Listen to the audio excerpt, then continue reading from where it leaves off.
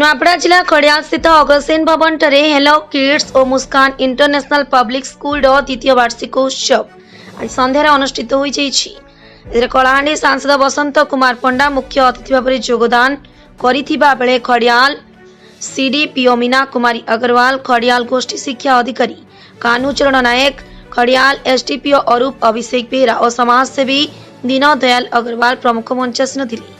School अध्यक्षा पिंदिया अग्रवाल कार्यक्रम परिचालना करथिबा बेले स्कूल समस्त शिक्षक शिक्षयित्री सहयोग करथिले। एही अवसर में विभिन्न क्षेत्र में कृतित्व हासिल करथिबा छात्र छात्री को पुरस्कृत करा जायतिला। से छात्र छात्री द्वारा सांस्कृतिक कार्यक्रम अनुष्ठित होइतिला। नुआपड़ारू वीरबल प्रधान रिपोर्ट पीएमजे न्यूज ओडिशा।